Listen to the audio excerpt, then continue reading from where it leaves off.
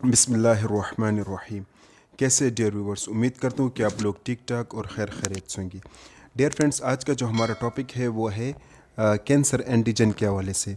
जैसे कि आप दोस्तों को याद होगा कि हमने ट्यूमर मार्कर्स के हवाले से काफ़ी लेक्चर्स एक्सप्लेन किया, जिसमें हमने AFP, CEA और कुछ कैंसर एंटीजन टाइप्स हमने पढ़े थे, जैसे कि CA125, CA199, CA724, CA250, CA50। ठीक है, तो इन कैंसर एंटीजन पर मैं ऑलरेडी लेक्चर बना चुका हूँ। तो आज का जो हमारा टॉपिक है वो है कैंसर एंटीजन्स, यानी एक समरी हम पढ़ेंगे कि कैंसर एंटीजन क्या है, इसमें कितने टेस्ट आते हैं। ऑलरेडी मैं एक्सप्लेन कर चुका हूँ, लेकिन इस वीडियो में थोड़ा बहुत मैं आपको समराइज़ करके बताऊँगा। ठीक है, तो अगर आपने मेरे पिछले वीडियोस देखने हैं कैंसर से रिलेटेड, तो आप मेरे यूट्यूब चैनल पर जाए, वहाँ पर आपको ट्यूमर मार्कर से रिलेटेड काफ़ी लेक्चर मिल जाएंगे। ठीक है, तो चलिए जी, अपने लेक्चर को शुरू करते हैं, कैंसर एंटीजन। ठीक है, तो मेरा नाम है मोहम्मद कामिल खान और आप देख रहे हैं मेरे यूट्यूब चैनल कामी माइक्रोबायोलॉजिस्ट।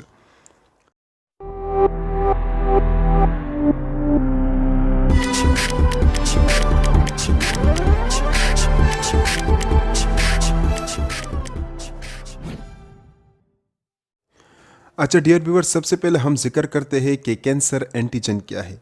शॉर्ट फॉर्म इसका है CA। ठीक है, इसको हम कार्बोहाइड्रेटेड एंटीजन भी कहते हैं। ये जो कैंसर एंटीजन होता है, ये दरअसल आपके पास जो है ट्यूमर मार्कर्स होते हैं, यानी इससे हमें ट्यूमर का पता चलता है।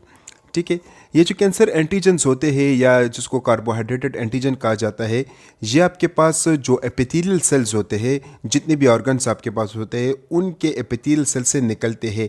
नॉर्मली ये आपके बॉडी यानी ब्लड में नॉर्मली ये प्रेजेंट नहीं होते, लेकिन जब कोई कैंसर का अलामात ज़ाहिर होते या कोई कैंसर के कंडीशंस होते हैं या इन्फ्लेमेटरी कंडीशन होते हैं, तो तब ये आपके ब्लड में आएंगे। ठीक है, अच्छा जी, क्योंकि इसका कोई ख़ास फंक्शन भी नहीं होता, तो इसलिए ये ब्लड में नहीं होता, और इसका ब्लड में ना होना ही बेहतर है, या इसका ब्लड में बहुत कम आना चाहिए। वो आगे जाकर मैं आपको फिर बताऊंगा कि इसका नॉर्मल रेंज कितना आना चाहिए।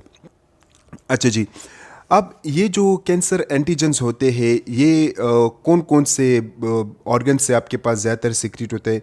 जो आपके पास गैस्ट्रो इंटेस्टाइनल ऑर्गन्स होते हैं, जिसमें आपके पास ये ट्रेकिया आता है, आपके पास इंटेस्टाइन्स आते हैं, आपके पास स्टमक आता है, आपके पास लिवर्स आता है, आपके पास गॉल ब्लैडर आता है, स्मॉल इंटेस्टाइन, लार्ज इंटेस्टाइन। ठीक है, ये जो यूरिनरी एरिया होगा, यूरिनरी ब्लैडर जिसको हम कहते हैं, तो इसके जो एपिथेलियल सेल्स होते हैं, तो उन एपिथेलियल सेल से ये आपके पास सिक्रीट होते हैं तब जब कैंसर का कंडीशन हो। इसके अलावा ब्रेस्ट टिश्यू हो गया, ओवरीज हो गए, लंग्स हो गया। ठीक है, तो उसके एपिथेलियल सेल से भी कैंसर एंटीजन्स निकलते हैं। ठीक है, ये था एक short introduction related to the cancer antigen. अब हम जिक्र करते हैं डायग्नोस्टिक पर्पस। तो डियर व्यूवर्स, इस टेस्ट को करने का मकसद क्या होता है, ये टेस्ट क्यों करवाया जाता है? तो इस टेस्ट को करने का मकसद ये होता है ताकि कैंसर का पता चल जाए। मुख्तलिफ़ किस्म के कैंसर्स का पता चलता है, जैसे कि आपके पास ओवरीज कैंसर्स, आपके पास लंग्स कैंसर, लिवर कैंसर, आपके पास कोलोन का कैंसर हो गया, आपके पास इसके अलावा जो है ये जो ब्रेस्ट कैंसर हो गया, आपके पास इसके अलावा जो है स्टमक कैंसर, पेंक्रियास कैंसर। तो जितने भी कैंसर्स कंडीशंस होते हैं, तो उस मकसद के लिए इस टेस्ट को रिकमेंड किया जाता है। इसके अलावा जो इन्फ्लेमेटरी कंडीशंस होते हैं, जैसे कि पेंक्रेटाइटिस, गैस्ट्राइटिस, दूसरे इन्फ्लेमेटरी कंडीशंस हो गए, तो उस मकसद के लिए भी इस टेस्ट को रिकमेंड किया जाता है। इसके अलावा अगर आप ये चेक करना चाहते हैं कि जब कोई ट्रीटमेंट आप करते हो कैंसर का, जैसे कि कीमोथेरेपी, रेडियोथेरेपी, या उस एरिया को जिसमें कैंसर होते हैं उस एरिया को आप हटाते हो, सर्जिकल रिमूवल करते हो, ठीक है, तो तब भी ये टेस्ट किया जाता है ताकि देखा जाए कि ट्रीटमेंट अपना काम कर रहा है या नहीं। तो इस मकसद के लिए भी इस टेस्ट को रिकमेंड किया जाता है। 3 बातें मैं आप लोगों को यहाँ पर बताऊँगा जो कि निहायत ज़रूरी है, आप अपने पास नोट कर लें। पहली बात ये डियर व्यूअर्स कि जब कभी इसका वैल्यू हद से ज़्यादा आता है, यानी 1000 में चला जाता है, तो इसका ये ज़ाहिर होता है कि ट्रीटमेंट फेल हो चुका है, अब इस पर किसी किस्म का ट्रीटमेंट असर नहीं करेगा। ठीक है, दूसरा पॉइंट ये है कि जब कभी आप कीमोथेरेपी, रेडियोथेरेपी या सर्जिकल रिमूवल के ज़रिए उस कैंसर एरिया को अपने बॉडी से हटाते हो, तो फिर भी डॉक्टर जो है 2 हफ्ते या 1 हफ्ते ये रिकमेंड करता है कि आपने ये टेस्ट लाजमी करना होता है, और इसका वैल्यू फिर कम आना चाहिए। ये बात भी नोट करने की है। तीसरी बात ये कि कैंसर एंटीजेंस जितने भी टेस्ट होते हैं तो ये स्पेसिफिकली कैंसर एंटीजेंस के लिए यानी कैंसर मालूम करने के लिए नहीं होता, क्योंकि कभी कभार ऐसा होता है कि बॉडी में कैंसर्स होता है लेकिन इनके जो वैल्यूज़ होते हैं वो आपके पास नॉर्मल होते हैं। कभी कभार ऐसा होता है कि इनके वैल्यूज़ आपके पास ज़्यादा आता है लेकिन बॉडी में कैंसर नहीं होता। तो यहाँ से एक बात साबित होती है कि ये टेस्ट स्पेसिफिकली कैंसर्स के लिए नहीं है, ठीक है ना। दूसरी बात ये कि अगर मिसाल के तौर पर आपने ये देख लिया कि कैंसर मतलब ये टेस्ट कैंसर एंटीजन वैल्यूज़ अगर आपने देख लिया कि ये ज़्यादा आ रहा है, तो फिर डॉक्टर क्या करता है, डॉक्टर फिर बायोप्सी करवाता है।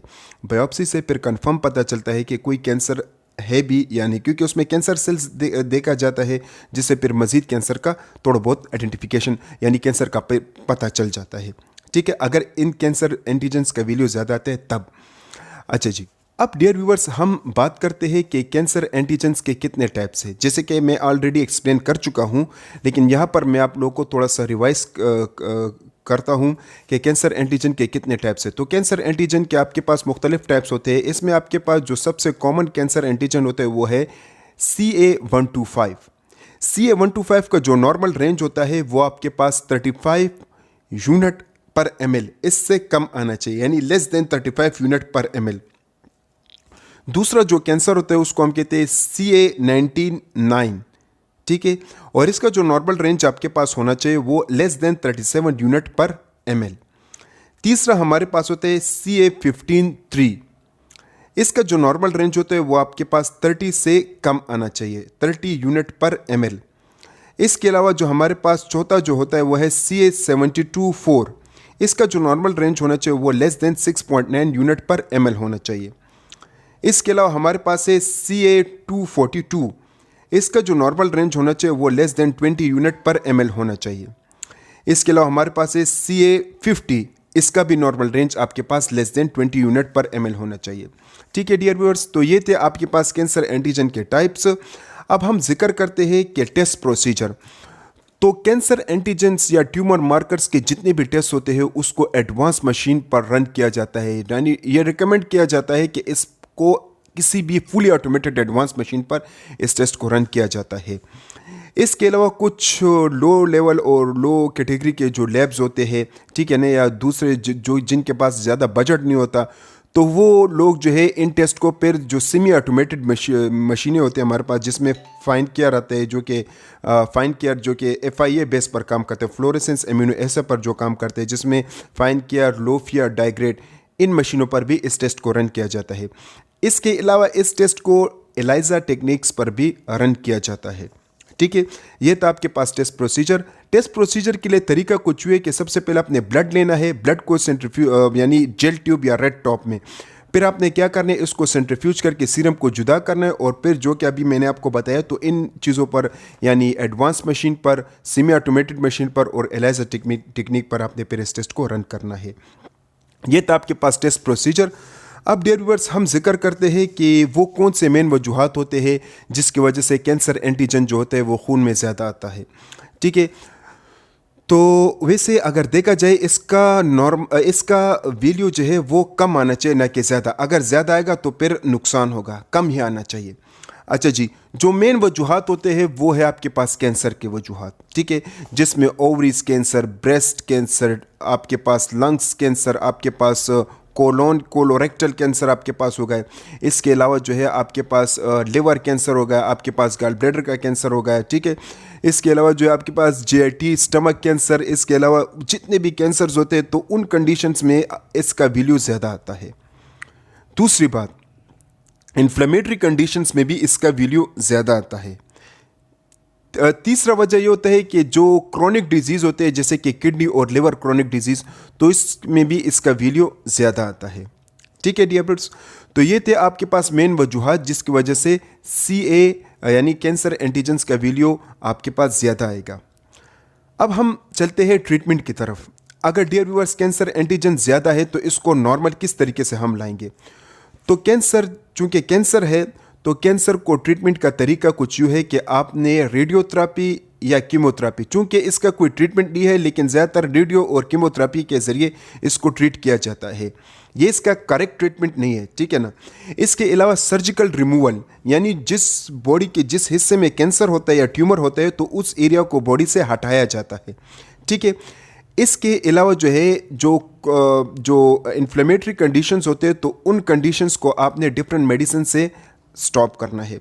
तो अगर इन जैसे कंडीशन को आप मेडिसिन के ज़रिए या कीमो रेडियोथेरेपी या सर्जिकल रिमूवल के ज़रिए आप इसको ट्रीट करेंगे तो डियर व्यूअर जब आप देखेंगे ना इसका वीडियो तो वो खून में तकरीबन नॉर्मल पर आ जाएगा, ठीक है। तो ये था इसका इसके ट्रीटमेंट के हवाले से।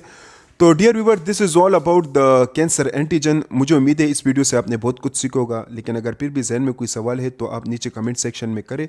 मैं अपना पूरी कोशिश करूँगा ताकि आपको जवाब दे सकूँ। तब तक के लिए इतना ही, अपना ढेर सारा ख्याल रखिएगा। मुझे इजाज़त दीजिएगा। अल्लाह हाफिज़।